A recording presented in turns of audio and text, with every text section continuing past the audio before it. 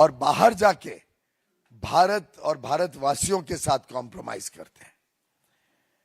किस प्रकार के देश विरोधी ताकतों से उनका संबंध है ये तो आप सब जानते ही हैं।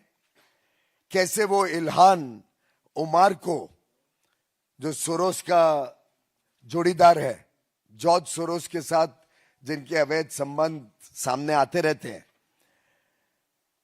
उनको मिलने जुलने का कार्यक्रम करते हैं।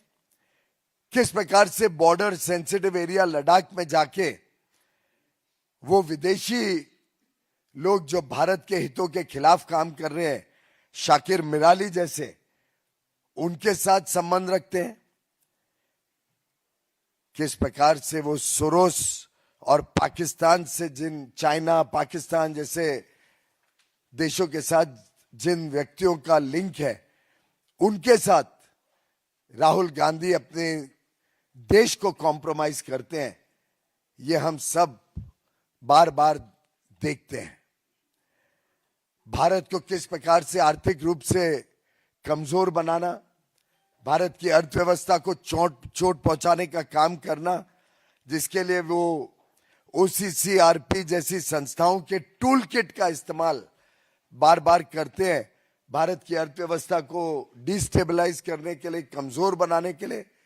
ये भी देश ने लगातार महसूस किया है, देखा है, अनुभव किया है।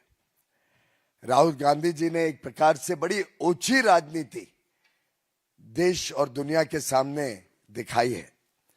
एक प्रकार से फॉरेन पावर्स के पपेट के रूप में he is nothing but a puppet of anti-India forces, anti-India organizations and anti-India governments. This is the compromised Rahul Gandhi and Gandhi family that we see today, whether in parliament, whether outside parliament, whether in a press conference. We have seen the behavior with the press.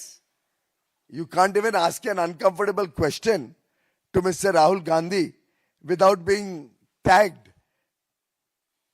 as a BJP associated press person.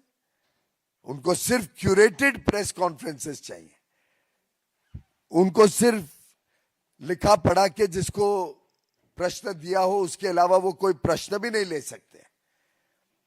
ऐसा व्यक्ति Congress party का नेतृत्व कर रहा है, देश के साथ खिलवाड़ कर रहा है, देशवासियों के हितों को पूरी तरीके से दांव पर लगा रहे।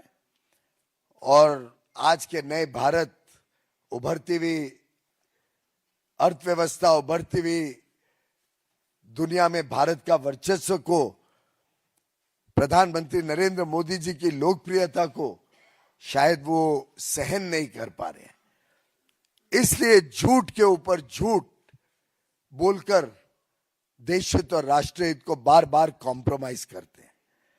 और ये आज की किस्सा नहीं है। आपने देखा मनमोहन सिंह जी की सरकार के समय भी कैसे extra constitutional powers Rahul Gandhi और सोनिया गांधी जी अपने हाथ में रखते थे।